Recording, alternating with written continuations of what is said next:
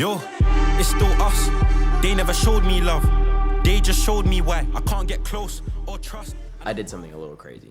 I challenged every student in Framework that we are going to do a 30-day YouTube posting challenge. And because I challenged them that, I told them that I would also be a part of said challenge. Now, I personally can't back out of this challenge because I have to lead by example. And if I expect them to do it, I got to do it too. So this is the first video. And I want to obviously make it to where people can understand like what my heart is behind the content that I make. As most of you know, or if you don't know, my name is Shema. I am a filmmaker. I'm based in Phoenix, grew up in Atlanta. By Atlanta, I mean Kennesaw. But needless to say, I started filmmaking 8 to 9 years ago, and now I'm starting to actually see some success in the last 3 years. And I guess my goal behind everything that I share on this page is to kind of give you like that inside look of like what this life actually looks like creating daily. Right now, current projects that I have obviously some freelance one-off stuff that I'll go do as far as shooting wise. There's not really much editing required, but recently I took on a client, AZ Compass, shout out to them, for actually believing in the vision that I kind of had for the school, the program, and all the creative stuff that we can do behind it. Right now we are currently filming a documentary solo. Well, my wife is helping me, Anna, shout out Anna. But today I am catching up on a lot of work because I was out all of last week. So right now I'm about to deliver a trailer over to AZ Compass, see what they think about it. I'm about to start editing it. I moved my whole entire setup from my room to my kitchen just because, you know, we got some people staying here with us, and I just kind of wanted to switch up the vibes. Like I was going to go to a coffee shop, but I was like, low key, I think just shifting around where you usually work every so often is very like helpful when it comes to working, because even though it's not in the same four walls that you're usually in, it kind of switches things up for you and kind of shifts your brain around. And for me, I was like, I'm going to see what it's like to work on our island. I put up my whole like Mac studio and everything up here just to kind of see what it would look like. And I kind of like it. But obviously when I'm done working here, I'm just going to put it back in my room. But yeah, anyways, that's what we're editing today. Today was going to be such a packed day, but I decided I'm like, it's time to get stuff sent out, making sure everything is locked in for a lot of my clients. I don't want to deliver anything else later than promised, so I want to make sure I get this all done. I'm waiting on an important package. We have a great sponsor for this documentary. We actually have two. I can only talk about one right now, and then once the other one is fully confirmed, then I can talk about the second one.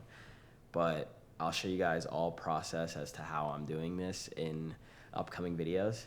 And yeah, if you guys aren't subscribed, make sure you hit the subscribe button, because this is Project 30, day one. Also, another cool thing that I've been using for this documentary is an app called Eddy AI. I am not sponsored by it. I was just trying to figure out how I can kind of get an assistant editor for what I'm doing. All it really does is kind of cut up interviews and says the most interesting parts of the interviews. Doesn't cut out any unnecessary content.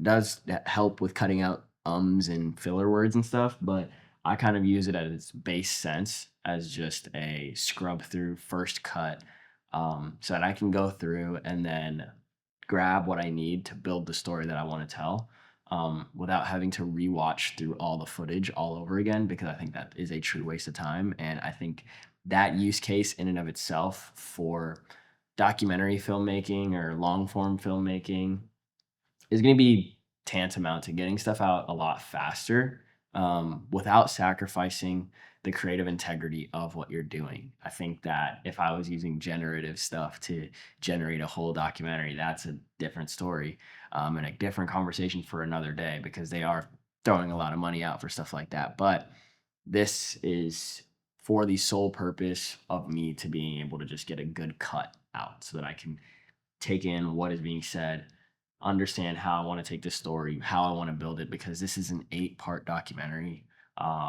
I think I'm trying to keep runtime 25 minutes and up. Some of them might run an hour, and we're trying to go a couple weeks. So I'm trying to have 2 episodes done by the end of this week, maybe by the beginning of next week, so that we can already start posting and I can be working in on the newer episodes so we can kind of get that weekly rhythm going on. Because we have only really this month and next month to be able to get everything out, especially for Chipotle Nationals, which is coming up. So this is going to be difficult. I will say this is going to be a difficult thing to do solo. I'm going to see for the next season if I can get a little bit more budget to get an editor on board so that we can kind of have a smoother process. But yeah, this is everything that we're going to be doing. So I'm excited. These are the lengths in which I'm willing to go to get a Mavic 4 Pro. So the seller, initially he wanted me to send some pictures of this lens, because what I'm trying to do is use my resources, honestly. So what I'm trying to do is trade this lens so that I could then get that camera, so I can get that drone. And so he wants me to send some photos, and that's what I'm gonna do. Make sure that they know exactly what they would be getting. So yes, like I said, these are the lengths in which I'm willing to go to get this drone, bro, because honestly, I really want it, especially for this LA trip coming up. And I'm even willing to throw in a second lens, because now one of my assets can be used to get another asset. So it's this lens as well, the Nisi Athena 35 mil. Yeah, the goal for this one is the same. Obviously, I understand that it the value on them are a little bit different.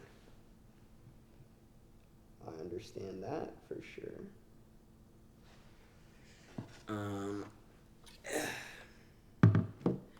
And the drone is like 4 bands, bruh. So I'm just trying to make sure that I get what I need to get out of them,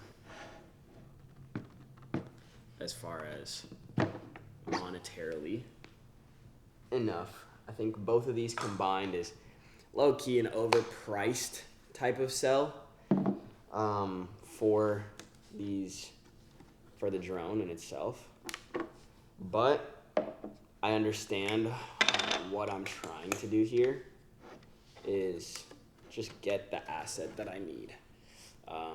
That's simply that's simply all that's happening here, is trying to get an asset that I definitely need. So, if you guys are ever wondering why I'm like super hell bent on certain things, or like, oh, why are you always like trying to get new pieces of gear and things of that sort? It's like, bro, gear is not the main premise of everything, but it definitely helps. So when people say, don't spend all your money on gear, well, spend your money on gear that doesn't depreciate in value, is what I'll say. Fingers crossed we can get you cashed out, is what he said to me. Hopefully we get this drone, guys.